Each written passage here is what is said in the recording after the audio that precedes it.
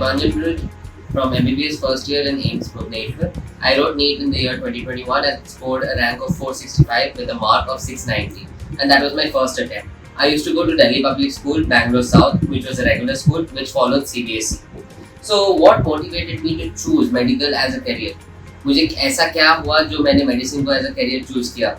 जब मैं first standard second standard में था, when I was in my younger classes, तब मैं डॉक्टरों को देखता था और उनको देख के जुनून आता था मुझ में कि मुझे भी ये बनना है. When I used to look at doctors, I used to feel कि yes, I want to be this person, and that's how I was motivated to writing NEET and becoming a good doctor. Then, what were the challenges faced initially during the preparation? Initially during the preparation, I felt the syllabus was a lot. How to cover the syllabus I didn't know. What all to study within the syllabus I didn't know. Where to practice my questions from I didn't know. All of this I didn't know initially, but by the end, when I came towards the end, all of these doubts were solved. Next, NCERT भी से NCERT NEET का माई बाप है. तो in this case क्या करना चाहिए? सिर्फ NCERT पढ़ना चाहिए या और कुछ भी पढ़ना चाहिए? Did I read anything else? Yes, I was there in Akash. I read a little bit more, but trust me, NCERT is all that mattered. NCERT में जो लिखा है, NCERT का जो टेक्स्ट है, उसके अंदर जो क्वेश्चंस है, जो एडिशनल क्वेश्चंस है और जो बैक एंड एक्सरसाइज में है, प्लस NCERT एग्जाम्पलर, ये सब करोगे तो आपको नीट में टॉप करने से या फिर अच्छे रैंक स्कोर करने से कोई नहीं रोक सकता है. और हाँ, जब तक आई क्वेश्चंस की बात, ये जो IIT सतपाल वाला जो है, इन्होंने बहुत सारे क्वेश्चंस बना के रखा है. आप अगर NTA के वेबसाइट पे भी जाओगे, उधर भी बहुत सारे क्वेश्चन पेपर्स हैं where you are allowed to write free mock tests. So those are really helpful. They helped me a lot as well. I wrote around 60 mock tests on the NTA website. Then, how to study physics, which is a very tricky subject for NEET aspirants. One thing is that physics looks to be tricky, but if we analyze physics carefully, we find out that there are not more than 200 to 400 concepts in the entire 2-year syllabus. And once you know at least half of these concepts, it becomes very easy to go through the physics paper.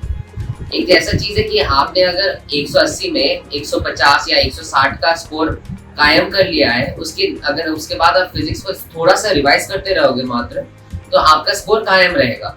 जहाँ की आपका biology और chemistry में आपको पूरा thorough revision लगाना पड़ेगा, पूरा टेक्स्ट बुक पढ़ना पड़ेगा फिर से, ताकि आपका स्कोर सेम लेवल पर रहे.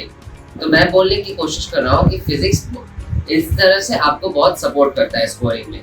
और जहाँ तक फिजिक्स पढ़ने की बात आती है, इसमें आप क्या करोगे? आपके पास, मैं कहूँगा, एक फॉर्मूला नोटबुक होनी चाहिए. एक छोटा सा नोटबुक जिसमें आपने पर्टिकुलर लेसन का फॉर्मूला लिख के रखा होगा. सपोज आप स्टैटिक इलेक्ट्रिसिटी पढ़ रहे हो, उसमें कूलम्ब्स लॉ है, उसमें गॉस लॉ है, तो ये छोटा छोटा फॉर्मूला लिख के रख दिया. अब ऐसा क्या होगा, अगर कल एग्जाम है और आज आपको देखना है कि हाँ मुझे पता करना है कि और क्या क्या है फिजिक्स में, आप एक बार उस नोटबुक में पास थ्रू करेंगे और आपको पता चल जाएगा. ऑल्सो फिजिक्स में थोड़ा सा टाइम इनिशियली लगता है समझने में कॉन्सेप्ट को, बट उसके बाद बहुत इजी हो जाता है और हाँ, बहुत सारे क्वेश्चन सॉल्व करिएगा. नेक्स्ट, अब कैसा लग रहा है मुझे? देखिए, नीट का प्रिपरेशन के टाइम बहुत टफ था. मुझे लगता था ये दुख कहाँ खत्म होगा, काहे खत्म नहीं होगा. लेकिन अब when I am in AIIMS Bhubaneswar, मुझे ऐसा लगता है कि हाँ, वो जो 1.5 years जो मैंने स्पेंड किया नीट प्रिपरेशन के लिए, वो सब सार्थक था.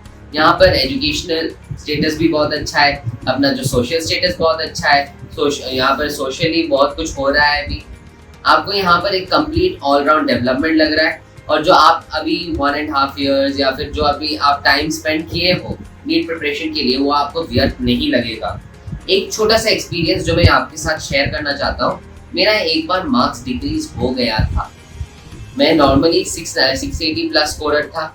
सडनली जब नीट था एक हफ्ते बाद, उससे पहले मेरा स्कोर बहुत डिक्रीज हो गया था, 620 630 में आ गया था.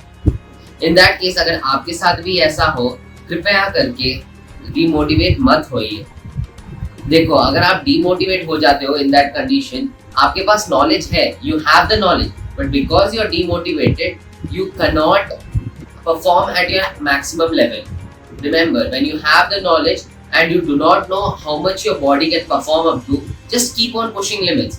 कभी कभी क्या होता है, पेपर टफ होता है और इसकी वजह से आपका मार्क्स कम आता है.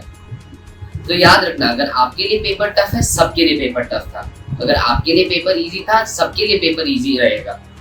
तो इन दिस वे, अगर आपको कभी भी मॉक टेस्ट में या फिर कभी भी प्रैक्टिस टेस्ट में कम मार्क्स मिले ना, तो कभी दुखी मत होइए, अगले टेस्ट की ओर सोचिए कि इस पेपर में क्या गलती किया है, उसको रेक्टिफाई करेंगे अगले पेपर में। तो ठीक है, all the best for NEET 2020।